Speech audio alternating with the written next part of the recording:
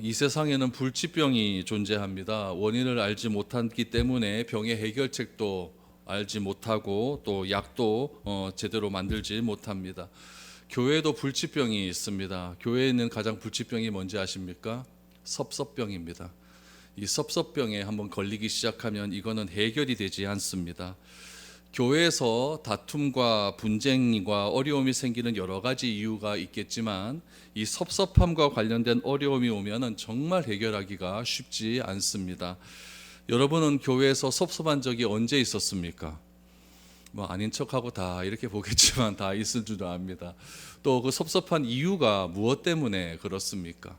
저도 섭섭한 적이 많이 있습니다. 그러나 여러분, 우리에게 이 서운한 감정이 드는 것은 어쩔 수 없는 일입니다. 회사에서 죽도록 일했는데 그에 대한 보상이 없다면 여러분 섭섭할 수밖에 없는 것 아니겠습니까? 그러나 여러분, 교회는 회사와는 달라야 됩니다. 교회에는 여러분 절대 섭섭함이 있어서는 안 됩니다. 교회는 세상과는 다른 가치를 가지고 가야 되기 때문에 이 교회에서 일어나는 이 섭섭함은요, 굉장히 교회에게 치명상을 주는 그런 일일 수밖에 없습니다. 오늘 여러분들과 함께 생각할 주제는 섭섭함입니다. 오늘 이 말씀을 듣고 여러분 혹시라도 교회에서 섭섭함이 있었다고 한다면 그 섭섭함이 해결될 수 있기를 바랍니다. 그래서 그 섭섭함은 주님이 원하시는 교회의 모습은 아니다라고 하는 사실을 우리가 다시 한번 기억하면서 나 자신을 되돌아볼 수 있는 그런 시간이 되었으면 좋겠습니다. 오늘 본문의 말씀을 이해하기 위해서는 왜 예수님께서 이런 말씀을 하셨는가, 그 시작되는 배경을 먼저 살펴보아야 됩니다. 예수님은 오늘 본문 말씀을 제자들에게 가르치시는 것으로 시작이 됩니다. 우리가 읽진 않았지만 누가복음 17장 1절 말씀을 보시면 예수께서 제자들에게 이르시되 실족하게 하는 것은 없을 수는 없으나 그렇게 하는 자에게는 화로다라고 말씀을 하십니다. 우리가 실족하게 되는 일은 어쩔 수가 없다라고 말을 하죠. 그러나 사람을 실족해 하는 사람은 잘못되었다라고 분명하게 말씀하고 있습니다. 특별히 여러분 3절 말씀을 보면은 너희는 스스로 조심해라 라고 말씀을 하고 있습니다. 무엇을 조심하라고 하는 것일까요? 다른 사람을 실족하게 하지 않도록 조심할 것을 말씀하고 있는 겁니다. 정리해 보면 이런 것이죠. 실족하게 하는 자는 화라고 말씀하시는 대상, 그 대상은 도대체 누구일까요? 오늘 여러분 누가복음 17장 말씀은 이 17장에서 시작되는 것이 아니라 저 끝에 15장부터 시작되는 그런 말씀입니다. 여러분 정리해 보면 이래요. 실족하게 하는 자는 화라고 말씀하신 대상을 구체적으로 보면은 누가복음 16장에 보면 부자와 나사로의 비유가 나오거든요. 그 부자와 나사로의 비유를 통해서 나사로를 실족하게 하는 부자에게 하신 말씀이 여러분 화로다라고 한 말씀이라고 한다면 3절에서 스스로 조심해라 라고 하는 말씀은 여러분 15장에 보면은 잃어버린 자의 비유가 나오지 않습니까? 돌아온 탕자에 대한 비유가 나왔을 때 둘째 아들이 돌아왔을 때 제일 화를 낸 사람은 누구였죠? 첫째 아들이었어요. 그 첫째 아들을 향하여서 스스로 조심해라 라고 하는 말씀으로 이해를 하시면 좋습니다. 그래서 예수님께서 비유로 말씀하신 부자와 나사로의 비유에서 부자, 그리고 잃어버린 아들의 비유에서 분노를 일으킨 첫째 아들을 향하여서 하신 말씀인데, 그러면 이 부자와 첫째 아들은 누구를 향하여 하신 말씀일까요? 바로 유대인을 향하여 하신 말씀이에요. 그 유대인 중에서 특별한 대상이 있다면 누구였냐면은 바리새인들입니다. 이 바리새인을 향하여서 남을 자꾸 실족해 하는 사람이니까 스스로 조심해야 될 것이다 라고 경고의 말씀을 하시는 것입니다. 또 예수님께서는 이 말씀을 누구에게 하셨느냐? 많은 무리들에게 하셨어요. 오늘 본문의 말씀이 15장부터 이어서 내려온 말씀이라고 한다면 15장 1절 2절 말씀을 보면 이래요. 모든 세리와 죄인들이 말씀을 들으러 가까이 나오니 바리새인과 서기관들이 수군거려 이르되 이 사람이 죄인을 영접하고 음식을 같이 먹는다 하더라 라고 말합니다. 모든 죄인과 죄인들이 말씀을 들으러 가까이 나왔다라고 말을 하지 않습니까? 여기서 말하는 모든 죄인이라는 것은 우리를 가리키는 거예요. 그 당시에 많은 사람들을 가리키는 거예요. 그 많은 사람들 중에 누가 있었다는 겁니까? 바리새인과 서기관들이 있었다라고 말씀을 하고 있죠. 그리고 넘어가서 16장 1절 말씀을 보시면 누가복음 16장 1절 말씀을 보면 또한 제자들에게 이르시되 어떤 부자에게 청지기가 있는데 그가 주인의 소유를 낭비한다는 말이 그 주인에게 들린지라 라고 했어요. 16장은 누구에게 하신 말씀? 제자들에게 하신 말씀이라는 겁니다. 그러면 여러분 정리해 보면 이렇다는 거예요.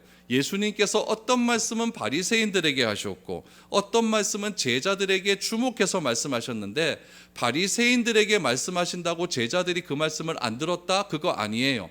바리새인들에게 말씀하실 때 옆에 있던 제자들은 들었다 안 들었다? 듣고 있었습니다. 제자들을 주목해서 말씀하실 때도 옆에 있던 바리새인들은 들었다 안 들었다? 들었다는 이야기예요. 그러니까 왜 이렇게 예수님께서 공개적으로 말씀하셨느냐? 바리새인도 여러분 스스로 조심하기 위해서는 제자들의 삶처럼 변화된 삶이 필요한 것이고, 제자들도 까딱 잘못해서 스스로 조심하지 않으면 바리새인과 같이 남을 실족해 하는 자가 될 수 있다라는 것을 말씀해 주고 있다라는 이야기죠. 그럼 예수님은 부자와 나사로의 비유를 통해서 가난한 자를 실족해 하는 부자를 책망하셨어요. 그러면 안 된다라고 말씀하셨어요. 그런데 여러분, 그러면 가난한 자들은 실족해야 하지 않습니까? 아니죠. 그러니까 가난한 자들도 안심하면 안 된다는 이야기예요. 그들도 바리새인처럼 다른 사람을 실족하게 할 수 있다라는 거예요. 우리는 생각합니다. 나는 상처받았으니까 내 상처는 나는 상처받았으니까 나는 다른 사람에게 상처를 안 줬다라고 생각하는 경향이 많아요. 항상 나 중심적으로 생각을 하죠. 그러나 그렇지 않다는 이야기예요. 내가 상처를 받았다고 한다면 나도 다른 사람에게 상처를 줄 수 있는 대상이 될 수 있다라는 이야기죠. 그러니까 예수님은 실족하게 하는 자를 향하여 뭐라고 하셨냐면 화 있을진저라고 말씀을 하신 이유는 이런 행위가 하나님의 목적에 맞지 않는다는 이야기예요. 하나님 목적에 맞지도 않고 하나님의 계획과는 반대되는 행동을 하기 때문에 절대로 다른 사람을 실족해서는 안 된다라는 것을 강조하고 있는 것이죠. 그 당시에 바리새인과 서기관들은 굉장히 신분이 높은 사람들 아닙니까? 그에 비해서 오늘 부자와 나사로의 비유에 나온 이 나사로와 같은 사람은 굉장히 신분은 낮은 사람이었습니다. 여러분, 신분이 높은 사람이나 나사로처럼 가난하고 신분이 낮은 사람을 실족하게 행동은 무엇이냐? 도움이 필요한 사람을 환대하지 않고 외면하는 것이 실족하는 거예요. 또한 냉정한 무관심으로 대하는 것이 실족하는 행위다라는 이야기죠. 부자와 나사로의 비유를 보면 여러분, 부자가 여러분 맨날 같이 호의롭게 잔치를 벌이고 있는데 문 앞에 있는 나사로는 먹을 것이 없어서 그렇게 어려움을 당하고 있지 않습니까? 그런 것을 부자는 외면했다는 이야기예요. 어려움을 외면했다는 거죠. 그것을 가리켜서 뭐라고 얘기한다? 실족해 했다라고 이야기를 하고 있는 것이죠. 이런 말씀을 누가 들었다? 제자들이 들은 거예요. 제자들이 들었어요. 그래서 제자들에게 이 말씀을 듣고 너 화 있을 거야, 너 스스로 조심해야 돼, 이 말씀을 듣고 예수님께 질문하는 내용이 오늘 본문의 내용입니다. 그런데 제자들이 예수님의 말씀을 가만히 듣다 보니까 자기들도 까딱 잘못하면 화가 있을 것 같아요. 자기들도 스스로 조심하라고 했는데 그럼 무엇을 조심해야 될까? 이것을 고민하기 시작을 하는 것이죠. 그래서 내가 스스로 조심하기 위해서는 나의 부족함이 뭔가 채워져야겠다라고 하는 생각이 들기 시작을 하는 겁니다. 그래서 예수님께 무엇인가를 청하기 시작하는 거예요. 주님, 선생님, 예수님, 나에게 예수님 말씀을 가만히 듣다 보니까 스스로 조심하라고 했는데 스스로 조심하기 위해서는 나에게 부족한 것이 있습니다. 그 부족한 것을 가만히 생각해 보니까 오늘 본문에 뭐라고 이야기해요? 믿음인 것 같습니다. 주님, 나에게 믿음을 더해 주세요 라고 말하기 시작한 겁니다. 5절 6절 말씀을 보시죠. 사도들이 주께 여짜오되 우리에게 믿음을 더하소서 하니 주께서 이르시되 너희에게 겨자씨 하나일 만한 믿음이 있었더라면 이 뽕나무더러 뿌리가 뽑혀 바다에 심기어라 하였을 것이요 그것이 너희에게 순종하였으리라 라고 말합니다. 제자들을 사도로 표현하라고 있어요. 이들이 믿음을 더해달라라고 예수님께 부탁을 하고 있는 장면입니다. 예수님께서 화가 있을 거야, 너희 스스로 조심해야 돼 라고 말한 직후에 믿음을 더해달라고 하는 요구가 있는 거예요. 이것으로 보아서 제자들 마음 가운데 뭐가 없다고 생각을 한 겁니까? 믿음이 없다고 생각한 거예요. 믿음이 없기 때문에 제자들 자신들도 다른 사람들을 실족한 경험이 생각이 났을 수도 있고, 자기들이 믿음이 없기 때문에 스스로 조심하라고 하는 예수님의 말씀을 자기 자신이 한번 되돌아보았던 그런 말씀으로 생각을 할 수가 있습니다. 그러면 여러분, 제자들이 말한 이 믿음은 도대체 무엇일까요? 믿음이 도대체 무엇이길래 제자들은 예수님이 하신 말씀을 듣고 화가 있을 것이다 라고 하는 말씀을 듣고 우리에게 믿음이 부족합니다, 예수님께서 스스로 조심해라 라고 하는 말씀을 듣고 우리에게 믿음을 더해 주세요 라고 생각을 했을까요? 여러분은 믿음이 무엇이라고 생각하십니까? 성경에서 말하는 믿음은 우리가 생각하는 믿음과는 조금 다릅니다. 성경에서 말하는 믿음은 무엇이냐면은 제가 누누이 이야기하죠. 하나님을 향한 나의 태도입니다. 믿음은 곧 뭐다? 태도입니다. 그래서 하나님을 향한 바른 태도는 무엇으로 드러나게 되어 있냐면은 내 삶의 변화로 일어나게 되어 있습니다. 그래서 믿음이 없다, 행함이 없는 것은 죽은 믿음이라고 말을 하는 것이죠. 믿음은 뭐라고요? 하나님을 향한 나의 태도입니다. 그 태도가 무엇으로 나타난다? 내 삶의 변화로 일어난다. 그러므로 믿음은 여러분 소유가 아니에요. 소유가 아니에요. 믿음은 뭐라고요? 태도입니다. 그런데 제자들의 질문을 가만히 보시면 믿음을 더해달라라고 이야기를 해요. 그러니까 제자들이 생각하는 믿음은 더할 수도 있고 뺄 수도 있다라는 것으로 생각을 하고 있는 것입니다. 제자들은 믿음을 태도로 보는 것이 아니에요. 믿음을 무엇으로 본다고요? 소유로 보기 때문에 더할 수도 있고 뺄 수도 있다라고 생각을 해서 주님께 뭐라고 이야기하냐면 믿음을 더해 주세요라고 이야기를 하고 있는 것이죠. 그럼 왜 제자들은 믿음을 태도로 보지 않고 소유로 보았을까요? 여러분, 제자들이 이렇게 말한 것에는 이유가 있겠죠. 우리도 그렇습니다. 우리도 내가 여러분 많은 것을 소유하게 되면은 이상하게 그 소유함을 통해서 안정감을 느끼게 됩니다. 통장에 여러분 돈이 좀 숫자가 많다고 생각해 보세요. 안전됩니까? 불안전합니까? 안정감이 이게 희한해요, 그렇죠? 그러니까 소유가 많아지면 많아질수록 안정감이 느껴져요. 근데 소유가 없어지면은 두 가지가 딱 일어나는데 첫 번째는 염려고 두 번째는 불안이에요. 여러분, 이자 낼 날이 얼마 남지 않았는데 여러분 그거 빨리 이자를 내야 되는데 내 통장에 돈이 없어요. 잠이 옵니까 안 옵니까? 안 와요. 이거 의아노 염려가 생기고 불안감이 있어서 밤잠 살지 못해서 그 다음날 되면 막 이만큼 내려오게 되죠. 그러니까 여러분, 이 소유라고 하는 것은 이상한 능력이 있어요. 많으면은 안정감이 오고 없으면 염려와 불안감이 오게 된다는 거죠. 제자들은 예수님으로부터 말씀을 드렸어요. 실족해는 누구나 실족하게 할 수 있다. 그러나 실족하게 하는 자는 안 돼. 그 사람에게는 화가 있을 거야. 그러니까 너희들은 항상 조심해야 돼 라고 하는 예수님의 말씀을 듣고 갑자기 자기 자신을 되돌아보게 되는 겁니다. 아, 내가 남들을 실족시킨 일이 없나? 가만히 생각해 보니까 있어요. 스스로 조심하라고 했는데 어떻게 조심할 수 있을까? 아, 믿음이구나.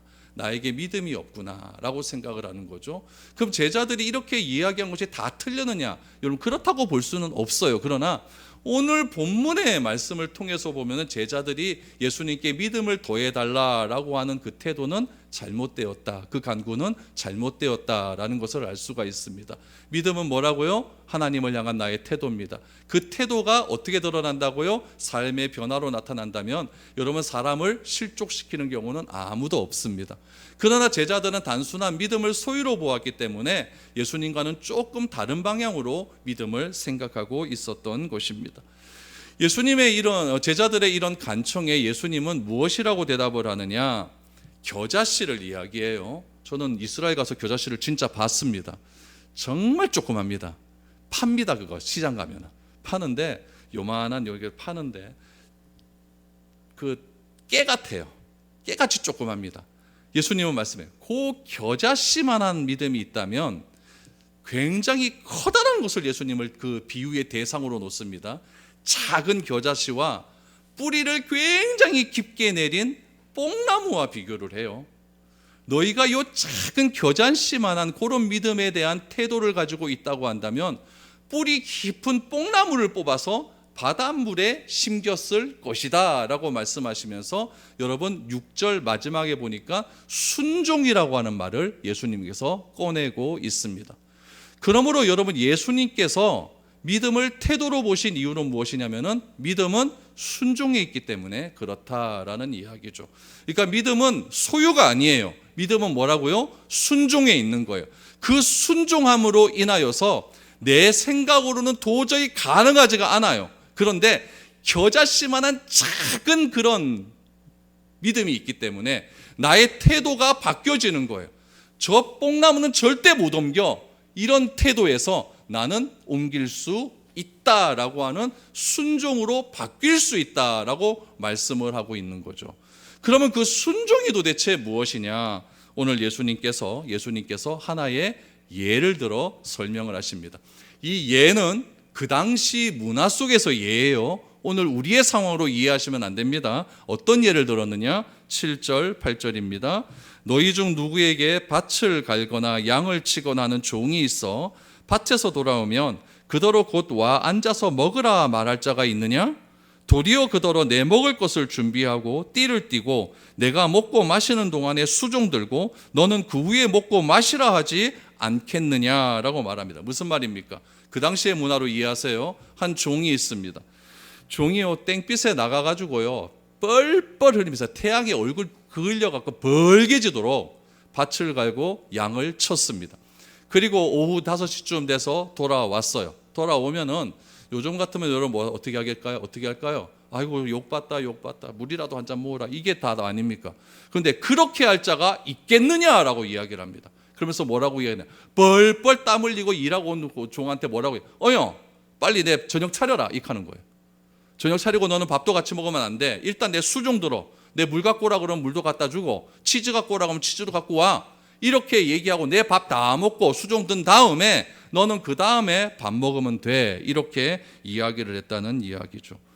종은요 힘들었지만 주인의 명령에게 식사를 차렸습니다. 그리고 식사 시중을 다 들어 주었습니다.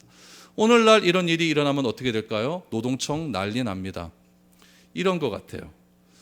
남편이 하루 종일 일하고 돌아왔어요. 집에 일하고 돌아왔어요. 그날따라 직장 상사가 남편을 얼마나 까는지 막 그냥 옥은 오만상 먹고 들어왔어요. 들어와서 남편이 기대하는 게 있죠. 뜨뜻한 된장찌개에 밥 한 그릇 먹었으면 좋겠다. 그런데 딱 들어왔더니 아내가 뭐라고 하냐면은 어여 빨리 밥 차려라 이렇게 하는 거예요. 그럼 남편은 씻지도 못하고 밥을 차려줘야 됩니다. 마누라가 시켰으니까. 그래서 열심히 요리를 해서 밥을 차려줬어요. 그랬더니 아내가 밥을 먹으면서 무슨 얘기도 안 합니다. 얘기도 안 하고 혼자 막 먹디만은 방으로 들어갑니다. 들어가면서 문을 딱 닫으면서 하는 얘기 뭐냐면은 설거지는 제때 해야 된대 하고 들어가 버리는 거예요. 그럼 여러분 남편이 섭섭할까요? 안 섭섭할까요? 섭섭하죠. 아니면 여러분 아내를 너무너무 사랑하기 때문에 이것은 내가 마땅히 감당해야 될 본분이야 이렇게 말하는 남편이 있습니까? 없습니까? 뭐 있을 수도 있겠죠. 있을 수도 있겠죠. 그러나 여러분 오늘 본문에서 예수님께서 비유를 들어 말씀하신 상황이 이것과 똑같은 거예요. 아무리 종이라고 할지라도 하루 종일 수고하고 돌아왔으면 냉수라도 먹이고 숨이라도 돌릴 여유를 두고 식사 준비는 다른 종에게 시키면 될 것 같아요. 그러나 주인은 그렇게 하지 않았습니다. 이런 불합리한 상황을 예수님께서 예를 든 것은 오늘날의 상황이 아니라 당시의 시대적 상황으로 봤을 때 너무나 당연한 일이기 때문에 그래요. 무슨 일이다? 당연한 일이기 때문에 그런 겁니다. 그러면서 9절에서 더 충격적인 예수님의 말씀이 이어집니다. 9절을 보십시오. 명한 대로 하였다고 종에게 감사하겠느냐라고 말합니다. 저는 이 9절 말씀이 더 충격적이었어요. 예수님이 이렇게 냉혈한이었나? 이렇게 수고한 종에게 감사하겠느냐라고 말을 하죠. 여러분 해야 된다는 얘기입니까? 안 해야 된다는 얘기입니까? 할 필요가 없다는 이야기입니다. 이 말씀은 예수님의 시대 다시 말씀드립니다. 예수님의 문화적 상황에서 이해를 하셔야 됩니다. 그렇게 이해하지 않고 오늘의 상황에서 이해하면 여러분 이상하게 되어버립니다. 그 당시의 상황에서 이해를 합니다. 예수님께서 종에게 감사를 해야겠느냐라고 하는 이유가 있겠죠. 여러분, 주인이 종에게 일을 열심히 하고 식사 그것도 다 했으니까 감사하다라고 말을 하는 순간, 여러분, 예의를 표할 수도 있겠지만 그 예의를 표하는 것이 아니라 종에게 빚을 지게 됩니다. 여러분, 어떤 사람에게 감사를 표합니까? 내가 어려울 때 그 상황을 도와준 사람에게 감사를 표하죠. 나의 부탁을 들어준 사람에게 감사를 표하죠. 그러면은 어떤 사람이 나에게 도움을 줬어요. 그럼 내가 감사합니다 그럴 것 아닙니까? 그러면 그 감사로 끝납니까? 그 말 뒤에는 무슨 말이 이어질까요? 너무너무 감사하니까 우리 식사라도 한번 하죠. 제가 좋은 것으로 대접하겠습니다. 왜 대접할까요? 빚을 졌으니까 그런 거예요. 내 부탁을 들어줬으니까 빚을 졌기 때문에 그 사람에게 감사를 표하고 식사라도 한번 하지요. 이런 이야기를 하는 것이죠. 여러분, 내가 상대방에게 감사하다고 표하는 순간 그 사람에게 빚을 지게 된다는 이야기. 오늘 예수님께서 종에게 감사할 필요가 있겠느냐라고 하는 이유는 무엇이냐면 이런 것 말할 필요가 없다는 이야기. 종이 주인에게 이런 행동을 했다고 해서 종이 주인에게 감사를 표 안 해도 된다는 이야기입니다. 빚을 질 필요가 없다는 이야기예요. 그래서 주인은 종에게 수고와 감사를 하지 않은 것은 당시의 문화적인 상황에서는 너무나 당연한 일이었고, 주인과 종의 관계에서는 종은 자기에게 주어진 일이기 때문에 아무런 불평과 불만을 가지지 않는다라는 이야기입니다. 그리고 예수님께서 이 말씀에 대한 결론을 10절에서 이렇게 내리십니다. 이와 같이 너희도 명령받은 것을 다 행한 후에 이르기를 우리는 무익한 종이라 우리가 하여야 할 일을 한 것뿐이라 할지니라 라고 말합니다. 종이 한 말이 무엇이냐? 종은 뭐라고 이야기했느냐? 나는 무익한 종입니다 라고 하는 말이에요. 그럼 여러분, 이 무익하다라고 하는 표현 자체가 우리에게는 굉장히 거부감이 듭니다. 쓸모없다, 쓸데없다 이런 표현으로 들지만은 여러분, 이거는 쓸모없다는 이야기가 아니라 주인이 종에게 호의를 베풀 필요가 없다라는 의미예요. 어떻게 이런 말 할 수 있을까요? 종은 자기의 위치를 분명하게 알고 있기 때문에 그렇다라는 이야기입니다. 예수님은 이런 태도를 무엇에 말씀하셨냐면은 겨자씨만한 믿음이다 라고 말씀하셨어요. 여러분, 믿음은 소유가 아니라 뭐라고 했죠? 하나님을 향한, 오늘 예를 들어서 예수님의 비유를 말씀을 통해서 보면 주인을 향한 나의 태도입니다. 예수님께서 하신 이 말씀을 오늘 사도들에게 말씀하셨다고 하는데, 사도들 제자들도 들었을 뿐만 아니라 누구도 들었을까요? 사두개인도 바리새인도 서기관들도, 그곳에 모였던 많은 사람들이 다 들었다는 이야기입니다. 예수님은 바리새인들의 태도를 닮지 않도록 제자들에게 가르칠 목적으로 이러한 말씀을 하시는 거예요. 반대로 생각하면 바리새인들은 뭐만 했다 하면 티를 내는데 선수였다는 이야기예요. 기도할 때도 골목에서 기도하고, 자기가 헌금할 때도 다 동전으로 바꾸어서 덜덜덜덜덜덜 이런 소리 내도록 그렇게 기도하고, 무엇인가 구제를 할 때도 다 남들이 보는 앞에서 구제했다. 너희들은 그렇게 하지 말아라 라는 것을 가르치기 위해서 예수님은 바리새인도 듣고 제자들도 듣는 그 상황에서 이런 말씀을 하셨다라는 이야기죠. 그러므로 여러분, 보상을 받을 목적으로 순종을 생각하고 명예를 획득하기 목적으로 순종하는 것을 방지해야 된다. 여러분, 내가 왜 섭섭함이 생길까요? 내가 왜 실족하게 될까요? 뭐가 없기 때문에? 겨자씨만한 믿음이 없기 때문에. 다시 말하면 주인을 향한 나의 태도가 잘못되었기 때문이다. 이렇게 결론이 나올 수 있습니다. 여러분, 예수님께서 하신 이 말씀을 오늘 교회의 상황에 한번 적용해 보도록 하겠습니다. 제가 설교를 시작하면서 여러분들에게 교회에서 가장 섭섭할 때가 언제였는지, 그 섭섭함의 이유가 무엇이었는지 질문을 했습니다. 언제입니까? 그 이유는 무엇입니까? 섭섭한 때와 이유는 다 다를 수 있지만 본질적인 이유는 딱 한 가지밖에 없습니다. 내가 한 일을 알아주지 않을 때, 내가 기대했던 것 같은 기대가 나오지 않았을 때, 내가 한 것에 대한 인정을 받지 못했을 때, 여러분, 이거 외에는 다른 것 있나요? 없습니다. 이럴 때 섭섭함이 생깁니다. 교회에서 내가 한 일이 얼만큼이고 내가 시간과 헌신을 얼마나 했는데 교회에서 나에게 어떻게 이렇게 대우하는가. 그래서 섭섭합니다. 그래서 교회에서 이런 섭섭함이 가장 극에 당하는 경우가 무엇이냐면은 직원을 뽑기 위한 공동회의 할 때 장로는 저 사람이 되지 않고 내가 되어야 되는데 왜 내가 되지 않았을까? 섭섭해서 교회에 나가버립니다. 이런 경우가 얼마나 비일비재한지 모릅니다. 그러나 여러분 꼭 기억하십시오. 교회를 시작하신 분은 누구십니까? 예수님입니다. 그런데 예수님께서 이 땅에 오신 목적은 무엇입니까?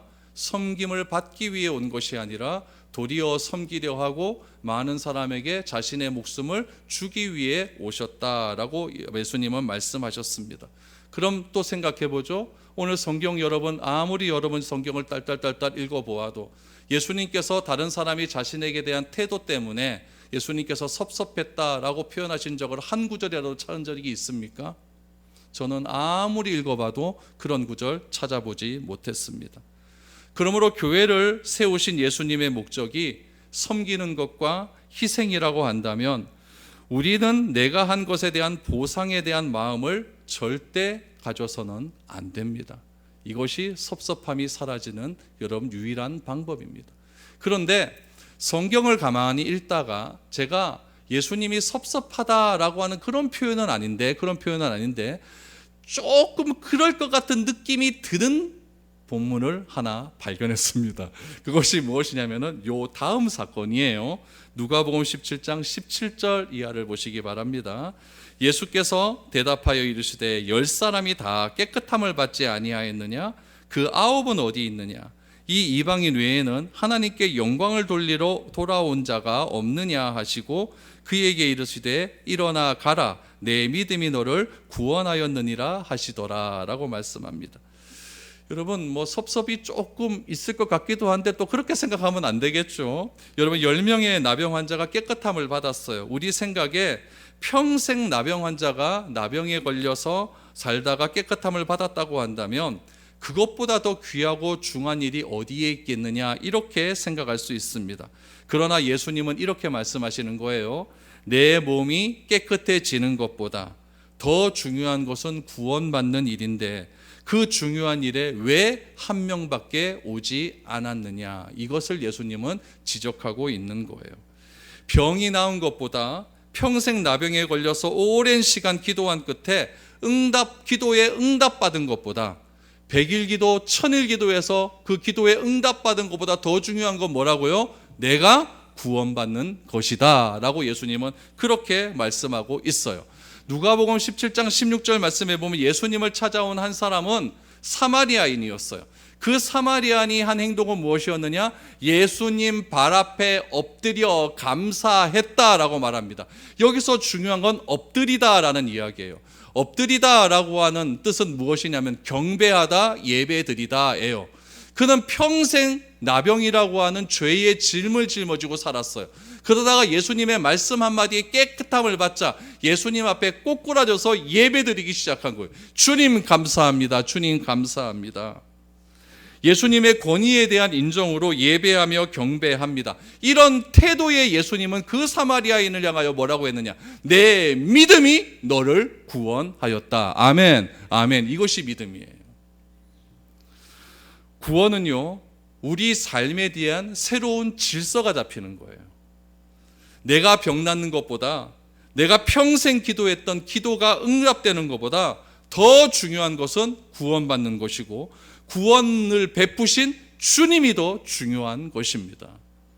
예수님이 더 중요하기에 내 과거의 삶을 돌이켜 주님이 주시는 새로운 질서의 삶으로 회복되고 변화되는 것이 구원의 참 은혜입니다. 새로운 삶의 변화를 회개라고 한다면 여러분 그 회개는 세상을 향했던 나의 태도가 이제는 누구를 향한 태도로? 주님을 향한 태도로 변화되는 것이 회개입니다. 쪼잔하게 내 거짓말했어요 주님. 하나님 나 저 사람 미워했어요. 이거는 내가 지금 회개한다고 해도 내일 또 할 겁니다 여러분. 10년이 지나도 또 합니다. 물론 이런 좁은 의미의 회개 물론 이것도 중요하죠. 그러나 주님은 그런 회개보다는 더 넓은 의미의 회개를 요구하고 있는 거예요. 그것은 무엇입니까? 세상을 향했던 나의 시선이 이제는 주님을 향한 시선으로 바뀌어가는 거예요. 그것이 회개고 그것이 새로운 삶의 변화이고 그것이 겨자씨만한 믿음의 삶의 변화라는 이야기인 거예요. 여러분, 주님을 향한 바른 태도로 완전히 돌이킨 사람들의 모임을 뭐라고 이야기할까요? 교회라고 이야기합니다. 이 교회에서 우리는 주님을 예배의 대상으로 믿고 있습니다. 주님을 우리의 기도의 대상으로 믿고 있고 주님을 우리의 믿음의 대상으로 믿고 있습니다. 내 삶의 가장 우선순위는 주님밖에 없다라고 고백을 합니다. 그리고 주님은 나의 주인이라고 고백을 합니까? 안 합니까? 다 합니다.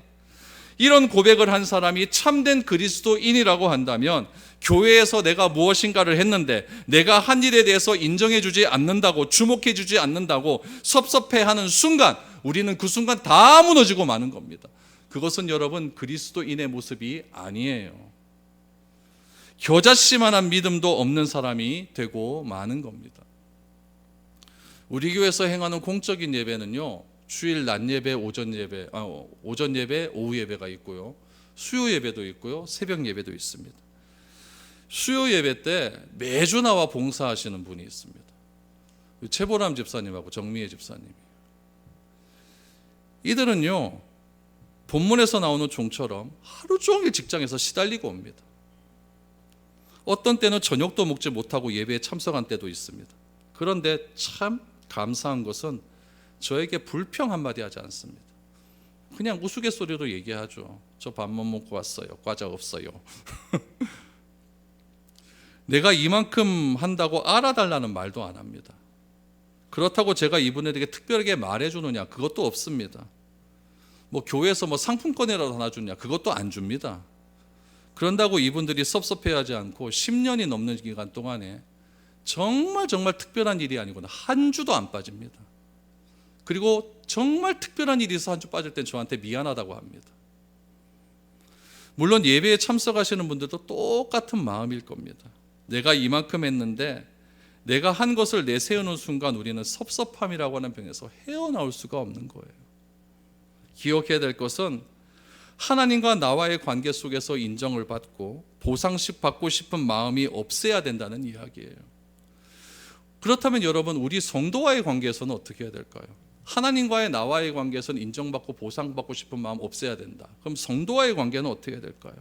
그런 분들이 있다면 뭐 해줘야 될까요? 칭찬해 주셔야 됩니다. 수고했다고 말해주고 정말 고맙다고 말해주어야 됩니다. 이런 표현조차 안 하면 교회는요 너무 딱딱합니다. 너무 재미없습니다. 교회가 저래 이렇게 쓸 생각이 들어요.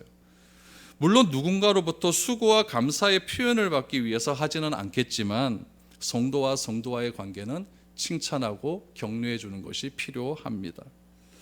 오늘 주님께서는 우리에게 뭐라고 말씀하셨냐면은 시키는 대로 했다고 종에게 감사할 필요는 없다라고 이야기를 합니다. 우리는 단지 주님과 함께 교회라고 하는 모임 속에서 주님의 은혜를 누리며 살아가는 무익한 종이기 때문에 내가 할 일을 한 것밖에 없다라고 고백하는 것이 진정한 순종이며 참된 그리스도인의 모습이며 교회가 교회로서의 가치를 지켜나가는 일이라고 하셨습니다. 여러분, 누구나 인정받고 싶습니다. 저도 인정에 목이 마른 사람입니다. 설교 끝나고 나가면 정말 잘했습니다라고 말해주면 좋겠다고 생각하는 사람 중에 하나입니다. 또 나가면서 그렇게 하지 마십시오. 그러면 저는 무익한 종이 될 수가 없습니다. 그런 말 하지 마십시오. 그러나 여러분, 그 인정은 하나님과 사람과의 관계에서 요구하는 것은 아닙니다. 하나님께서 교회에 속한 사람을 통해서 여러분 충분하게 우리에게 인정해 주실 것입니다. 내가 요구하지 마시고 잠잠히 내가 해야 할 자리를 잘 지켜나갈 수 있기를 바랍니다. 우리 코로나 시대 때 참 힘들었잖아요. 그때 코로나를 이길 수 있는 방법은 무엇이었습니까? 예방접종 잘 받는 거였어요. 독감 걸리기 전에 뭐 받아야 돼요? 예방접종 잘 맞으면 안 걸립니다. 오늘 여러분, 이 섭섭병이라고 하는 것에 예방접종을 맞으십시오. 그것은 무엇이냐면은 내가 요구하는 것이 아니라 잠잠히 내가 해야 될 그 자리를 묵묵히 지켜나가는 것. 그것이 여러분 섭섭병을 이길 수 있는 유일한 예방 접종입니다. 저는 우리 미래로 교회 안에 더 이상 섭섭병은 생겨나지 않기를 바랍니다. 그런 은혜가 우리 교회 가운데 풍성하게 넘쳐날 수 있기를 주님의 이름으로 축복드립니다.